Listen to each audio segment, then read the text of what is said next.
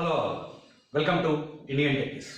Now, today's topic is about operators in C programming. What are the various operators? What are the functionalities of each and every operator? In C programming, we are having different symbols. Each symbol is having some particular meaning to perform some operations. Now, all the operators has been categorized into 8 types. Now we will see about each and every operators in detail. Right? Coming to the first one. It is arithmetic operators. Arithmetic operator. These operators are used to perform some arithmetic calculations. For example, plus is used for addition. Minus is used for subtraction. Next, this star symbol is used for multiplication. The next forward slash and this percentage symbol both are used for division only. Now you will be getting doubt like why both are used for division. Both are used for division, but the results are different. That is, slash is used for division. And this percentile symbol we call it as modulo operator, modulus operator. This is used to get the remainder. Division is same, but the answers are different. Suppose 10 by 2 is equal to, the result is 5. Here we have used slash operator. But when you use 10, in shortcut we call it as mod, percentile symbol, 10 mod 2 is equal to 0. Both divides, slash gives quotient as the result, mod gives remainder as the result. I will give you clear clarity what is quotient and what is remainder. For example, how do you divide in a normal way? See, divide with 2. 2 5s are 10. Then the remainder will be 0. So when you divide 10 by 2, you get this one as the result. That is, if you use slash, you get quotient as the result. But if you use mod, you will get remainder as the result. Both are used for division only. This is about arithmetic operators. Next, second one is assignment operator. Generally, if you want to assign something, we use assignment operator. Equal to is considered as assignment operator. For example, A is equal to 10, means 10 is assigned into the variable A. Another example, A is equal to B. The value inside the B will be assigned and stored in A. This is general assignment operators. Apart from this assignment operators, we are also having some other operators, that is under assignment only.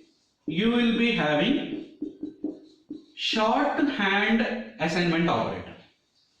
This is normal assignment operator. Another one is shorthand assignment operator. How this will be? That is, plus equal to, minus equal to, star equal to, slash equal to, and mod equal to. Shorthand assignment operator is a combination of arithmetic operator and assignment operator. How this is going to be work? For example, if you write A plus equal to 10, this is a shortcut of original equation. What is that original equation? That is, first you are having plus. So A and 10 will be plus. Second, what you are having? Equal to. That updated value will be again replaced in A only. Means, instead of writing A equal to A plus 10, we can write in shortcut like A plus equal to 10. That's why it is called a shorthand assignment operator. The shortcut of this original equation is this one. In the same way, A star equal to 10 means it is equal to A equal to A into 10. Means, the original value of A will be multiplied with 10 and again it is replaced in the A only. So these are called as shorthand assignment operators. Next one. relational operator means you are finding to identify the relation between two values or more than two. For example, less than, greater than. Next one is less than or equal to. In mathematics, you will be writing like less than or equal to with this symbol. But in program, you cannot write like that. That's why you have to use less than followed by equal to, considered as less than or equal to. Greater than or equal to, double equal to, not equal to. This exclamation symbol is considered as not operator, so you call it as a not equal to. We can now use these all symbols to find the relation between two values or more than two values. A less than or equal to B, A less than B, or A greater than B, A greater than or equal to B. This comparison, it is easy. But you are having two new operators, that is equal to, exclamation equal to. This exclamation equal to is considered as not equal to. What is the difference between these two? When you want to compare two values, whether they are same or not, we use these two symbols. For example, if you write like this, we generally use these all operators in some conditions. If you write like this, first of all, compiler will take the value of A and it will take the value of B. Both values will be compared.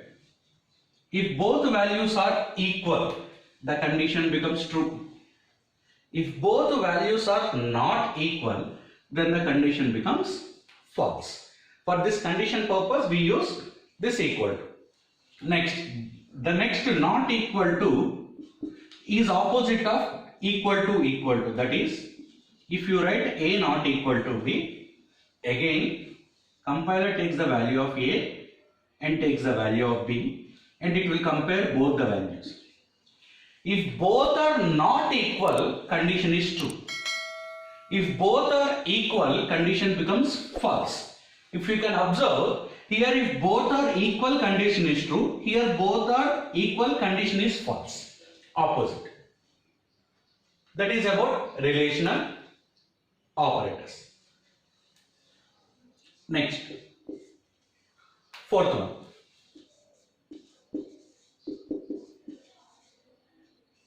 Logical operators. What do you mean by logical operator? When you want to apply more than one relational operator in the same condition, then we can use logical operators. We are having three logical operators, that is, this is called as ampersand symbol. We generally call it as AND symbol. Two AND symbols side by side if you write, this is called as logical AND. Next, this is the OR symbol. In the keyboard, in the center, enter key will be there, big enter key will be there. Above that, this symbol will be there. To use this one, you have to press shift plus that key above the enter 2 times. Then you will get, if you press one time shift plus that key, you will get once. Again, if you want second time, you have to press it again. It generally looks like a straight line, but the actual symbol is there is a gap. This is called as logical OR. Next, exclamation. This is called as logical NOT. Already you have seen this NOT symbol above here, not equal to. Right? Now we will be seeing what is logical AND and what is logical OR in detail. So logical AND OR. Suppose you are writing a logical AND here. To its left side you have written one condition. In the same way to its right side you have written this condition. What is the functionality of AND operator is, the condition that you write towards its left side and its right side, if both are true, then only the whole condition can be considered as true. If any one of the condition of its left and right is false, the entire condition becomes false. Right? For example, I have given three numbers A, B, C. I want to find whether A is bigger than B and C. Using this, how can I write? I will write A greater than B and A greater than C. So, if A is greater than B, true, and if A is greater than C is true, then only I can consider that A is big. If any one of them is false, you cannot say that A is big because it's wrong. In these situations, you will use AND operator. Next, second one is OR operator. If you write any condition towards left and right of the OR operator, at least one should become true, then overall condition becomes true. Either this one is true or this one is true. At least one should be true. If both are true also, no problem. It is considered as true. When it is considered as false, when the left condition and the right condition, if both are false, then only you consider as overall condition becomes false. Here one logic is there. The logic is, suppose if first condition is true, the compiler does not check the second condition. Because as per the OR situation, if one is true, that's enough. Everything is considered as true. So if first one is true, compiler does not check the second one. Next, second situation is, suppose if condition 1 is false, here the first condition is false, then definitely it has to check because it may be true now. That's why. So this is how logical operators works. Next, fifth one is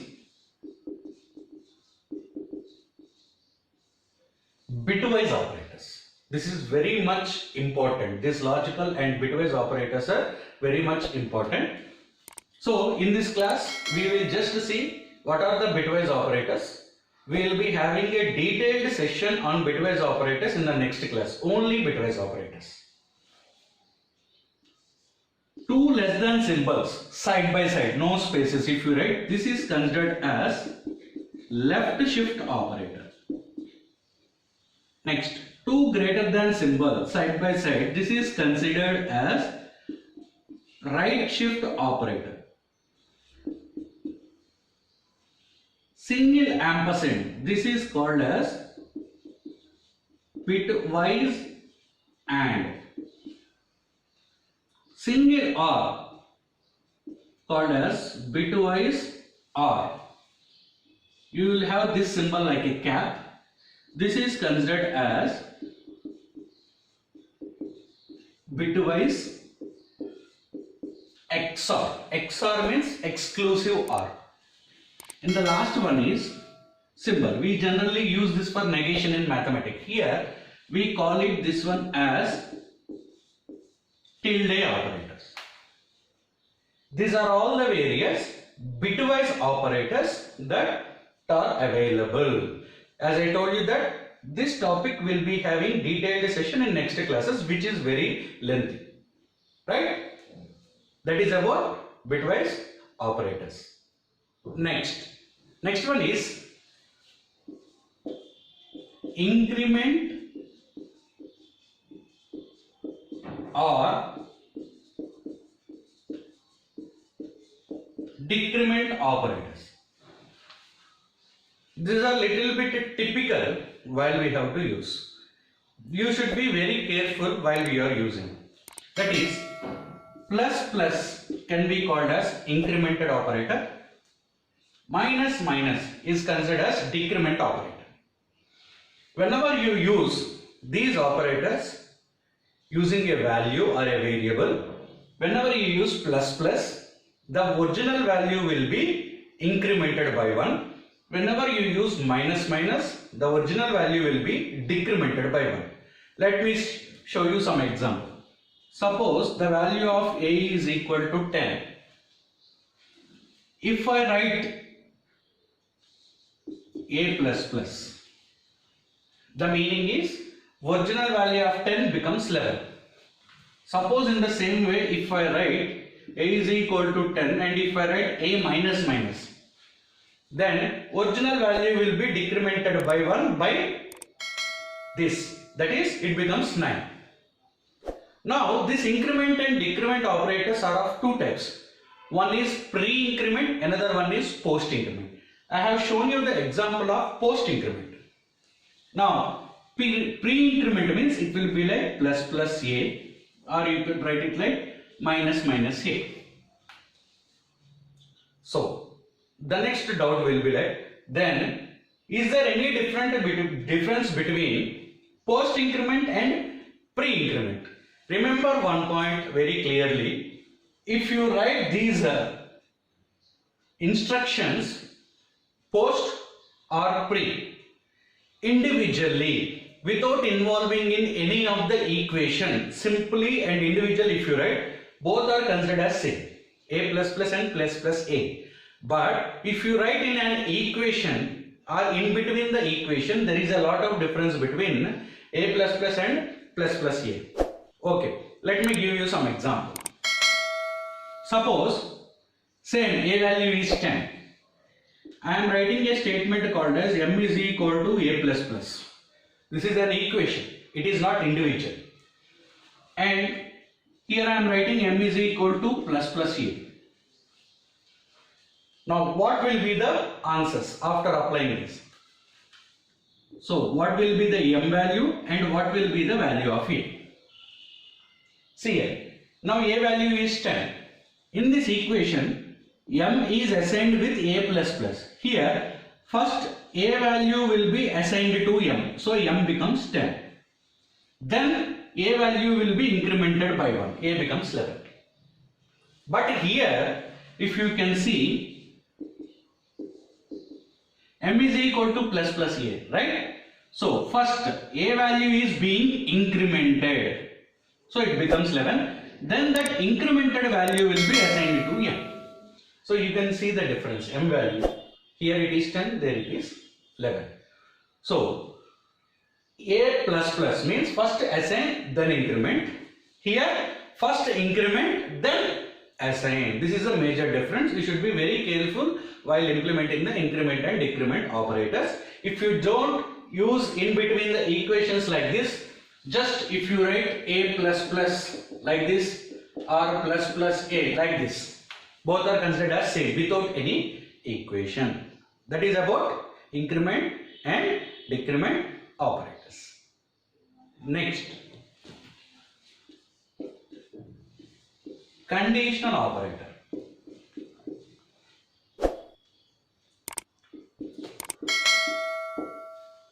Actually, question mark and colon are called as conditional operator. You can be calling it also as ternary operator. I will tell you why you are calling it as a ternary operator. Let us see the syntax of conditional operator first. The syntax. So what do you mean by syntax? A syntax is a set of rules that you have to follow. First, you write one condition and place a question mark here. Write any statement or an expression of your wish and place a colon here, expression 1, and followed by expression 2 or statement and semicolon. Every statement in C is terminated with a semicolon, so I have terminated with semicolon. Now, how does this work? First of all, compiler check this condition, right? Once it has checked this condition, if a condition will have only two situations, either true or false, there will not be neutral situations. So if this condition is true, expression 1 will be executed. Suppose if this condition is false, expression 2 will be executed, right? So this block or this block, before colon or after colon, which should be executed depends upon this condition. Since this colon and this question mark and colon identifies and performs operations on 3 blocks, it is called as ternary operator. Unary means 1, binary means 2, so ternary means 3. Based upon these two symbols, 3 blocks has been decided. That's why it is called as a ternary operator. And the last type of operators are called as special operators. Special operators means instead of using in the basics of C programming, once you are going into the advanced level and in deep concepts, you will be having some symbols which will be having some specific meaning. For example, dot, comma, colon. Here we used, and in another switch concepts also we use colon. Semicolon is a statement termination. Star symbol. Here we have already used for multiplication in arithmetic operators. In futures we will be using also in pointer concepts. Next, arrow. 1 hyphen and 1 greater than symbol is considered as an arrow operator. You will be getting in the structures concept. Apart from these all, you are having one more operator called as size of operator. See here, all are in small letters, no spaces, size of, single operator. In the data types class, we have discussed that integer will occupy 2 bytes or 4 bytes or depends upon the compiler or the operating system. But in my system, how much space is occupying by any data type or function or whatever it means, how much space it is actually occupying. If you want to know, we can use size of operator. This operator helps us to find how much space it is being occupied. Generally we write it in a printable statement, printable function in future, but I am just giving you a glance. Suppose in brackets like this, size of int. This total statement has to be printed using a printf function. Since we are not aware of printf function in this class, I am just telling. If I use size of int in a printf function, it will display one value. Suppose it displays 4. The meaning is integer is occupying 4 bytes of memory. It does not print 4 bytes. It just prints some number. So how much? If it prints 4 bytes of memory. If it prints 8 bytes of memory. To identify that one, we can use size of operators. So these are all the 8 operators that are available in C. So let me repeat it again. First one is arithmetic operators. Second one is assignment operators. Third one is relational operators. Fourth one is logical operators. Fifth one is bitwise operators. Sixth one is increment or decrement operators. Seventh one is conditional operator. And the last and final one is special operators. These are only the operators that are available in C. In the next class, we will be discussing about bitwise operators in detail. As we have not discussed here, we will discuss in detail only about bitwise operators. Hope you have enjoyed the session with nice details. I request you to watch all the sessions and all the classes in detail for more knowledge about C. And also don't forget to subscribe, like, share, comment and follow our Indian Techies for more details about the C lessons. Thank you for watching.